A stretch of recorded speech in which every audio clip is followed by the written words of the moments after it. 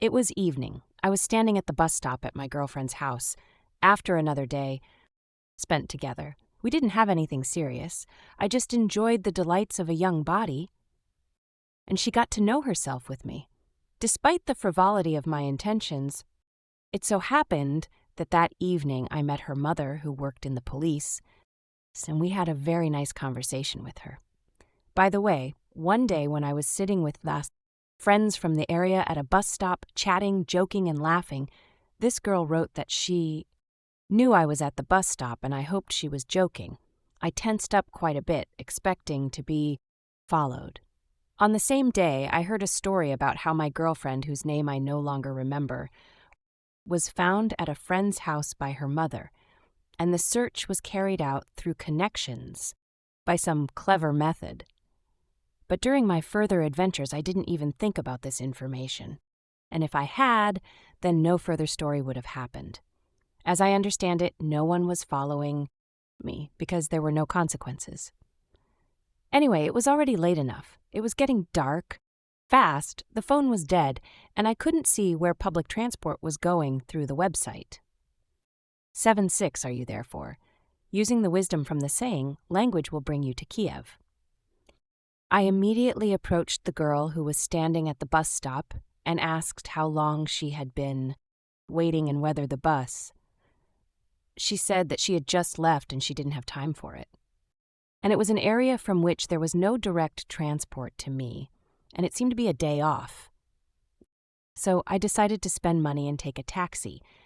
I asked where she needed to go, found out that she was also in the Zavelsky district and relatively close to my house, apologized for the unusual request, justified myself by saying that my phone was dead, and asked her to call a taxi. Complaining about the late hour and the fact that transport rarely went there, and offering to go together, and even so that she doesn't have to pay for the trip. She agreed to come with me, but on the condition that she would pay for the trip in half, and called a taxi. I asked where she was coming from at such a late hour, and she told me that she had been to her grandmother's apartment, cleaned up there, and was now heading home. And I briefly explained that I had been visiting and was also heading home. The taxi arrived quickly enough. Our communication was not interrupted during the trip. It was very interesting to talk to her. There were always topics that interested both of us, which was not the case with my girlfriend at the time. Due to some age difference, we did not have common interests, and we communicated more tactfully. And in general, I was very comfortable being around a beautiful girl. She had a pleasant face, regular features, slightly plump lips, and a complete lack of makeup spoke of the naturalness of her beauty. And I also adore light eyes. She had just like that, gray and big ones. Her brown hair was tied in a braid to her shoulder blades, and she wore a black leather jacket over a light-colored t-shirt and blue jeans. She was an ordinary Russian girl of Slavic appearance, but that's exactly what I love. The girls from the next door. She was a year older than me and was in her final year of university, the name of which I can no longer remember. But this fact about her is one of the few things that I remember. When we got to Cosmos, a shopping center that was not far from her house, and I was about 20 minutes away, we paid the taxi driver. And when I wanted to say goodbye, she asked what my plans were for the whole evening. Actually, when we got to space, it was already completely dark outside, and the plans were more for the night than for the evening, which I probably said, knowing my love of tediousness. But I agreed, since Dad was on duty that day, and on such days I could come home late. On other days, it was a rule to arrive before 22 or not at all. She suggested we go for a walk, and we went around the area. At first, we wanted to go to one convenience store for cigarettes, but it turned out to be closed, and we decided to go to another one. It was a stall, 12 to 15 blocks from the store, but the night was long and we went. I was interested in her life, told my awesome stories, we smoked someone's cigarettes, one of us had them left, and generally enjoyed the warm night. We reached the stall, bought what we needed, and the question arose, where to go next? I could have gone in the opposite direction, but I didn't want to end the night so much that I suggested we go further and see what was below on Machino-Stroitley Avenue. At first, we wanted to go to one convenience store for cigarettes, but it turned out to be closed, and we decided to go to another one. It was a stall 12 to 15 blocks from the store, but the night was long, and we went. I was interested in her life, told my awesome stories. We smoked someone's cigarettes, one of us had them left, and generally enjoyed the warm night. We reached the stall, bought what we needed, and the question arose, where to go next? I could have gone in the opposite direction, but I didn't want to end the night so much that I suggested we go further and see what was below, on Machino-Stroitley Avenue. At that time, the residential area ended behind the stall, and there was something like an undergrowth with shrubs, after which the factory was located a few kilometers away. We decided to take a walk further and see what would happen there, which of course I was happy about. 10 minutes later, we reached some kind of reservoir, and in the light of the moon we could see steam rising from the surface of this excavation. A beautiful place. We walked along the shore, reached a small beach where apparently people were swimming. We decided to take a walk further and see what would happen there, which of course I was happy about. 10 minutes later, we reached some kind of reservoir, and in the light of the moon we could see steam rising from the surface of this excavation. A beautiful place. We walked along the shore, reached a small beach. Apparently people were swimming during the day, and one of us came up with the idea to swim. Marina, that was her name, of course, did not have a swimsuit with her, but she decided to swim in her underwear. I quickly took off my clothes, leaving me in just my underpants, and she slowly undressed, carefully putting her things on the grass. She was about 165 centimeters tall, slender, with long, beautiful legs, wide hips, and a relatively narrow waist. She was wearing a light thong for daily wear. I mean, they weren't lacy, but ordinary cotton, not too petite, but perfectly accentuating her magnificent figure. Before going into the water, she decided to get rid of the bra as there was some push-up. There would be nowhere to dry the bra, and we did not have a bag for wet underwear. I liked her small breasts. They were quite elastic and did not hang.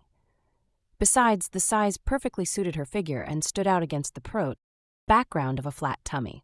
Of course, I didn't bother her. We agreed to swim, not make love. So we slowly went into the water. It was warm in the air, and lo, we hugged, and it was wonderful. If there was lust in my head, it gave way to emotional arousal. The excitement was not in the betting plan, but in the fact that it was incredibly pleasant to hug a very attractive girl whom I met just a couple of hours ago, and the one with whom it was so comfortable to communicate. It was a strong feeling of falling in love, and it stayed with me until the end of the meeting, and for a while after. I stood, hugged her, and trembled. I was shivering from the cold and from excitement. Adrenaline was driving my blood and thoughts. It was the perfect option for a kiss, but he wasn't there. I don't remember why, but it didn't ruin our evening. We dressed separately. She took off her panties and wrung them out, but I didn't see it because I turned away. I took off my underwear and squeezed, being in a half turn to her. She probably noticed my boner, but she didn't say anything. After looking around this beautiful pond and beach for the last time, we turned around and went in the opposite direction. On the way, we met a fisherman who was looking for a place to land for his quiet hunting, and I was secretly glad that he hadn't come earlier. We got to her house pretty quickly, or rather, I didn't notice how time flew by. We stood for another 20 minutes, saying goodbye. I gave her my contact, and we agreed to meet for a similar walk again. Then I went, one might say, flew on wings towards my house, thinking with a little sadness that all good things come to an end. Another month passed before our next meeting, and we rarely corresponded, mostly trying to arrange a meeting. Communication with the girl I mentioned at the beginning of the story came to naught. I met two more girls on the Badu website. One was from Yaris, Laval, and the other from Arkhangelsk. The one further away will be a participant in several more of my stories because later on I fell in love, and on the other we just hung out with her for a while. But nothing much happened there. I found a common language with the heroine of the further stories. We talked on the phone for hours and the love felt stronger, but Marina and I managed to arrange a meeting again, and I will finish the story with his description. We met at her house at a rather late hour and decided to go in the opposite direction from the previous route. We took a short walk, but in the end we quickly found a cozy clearing next to the railway. Began to chat and drink a little. We brought beer and charged phones with us. So, besides chatting, we were able to share our favorite music. We didn't have any special physical intimacy. We just kissed a little and hugged. She made it clear to me that at this stage, she wasn't ready for intimacy, and I didn't really need it, because there are other pleasant things in life. That time was our last meeting. We sat by the tracks for several hours and then went home. Music is a very important part of life. If you want to casually feel what I felt then listen to the 3 songs, the names of which I have added below. MGM't Metnoia. It's been my favorite song for 9 years now. I asked her to include Marina in our first meeting. It's a very emotional, strong, and a little sad composition. High-quality light. Psychedelics. I recommend it to everyone, but not everyone will understand. The Arctic is on the horizon. This song was recommended and included by Marina during our second meeting. At that time, I hadn't listened to music by Russian artists. It had been 4 or 5 years since I stopped being a rapper. This beautiful song reflected what I felt during my meetings with Marina. Fire in my heart, inspiration, and some sadness. I listen to music. I don't perceive the lyrics. MGM's Siberian Breaks. This song was part of my initial communication with my future girlfriend. The heroine of further stories, a little more psychedelic, lightness, and notes that penetrate to the depths of the soul. I shared this song with Marina during our second meeting.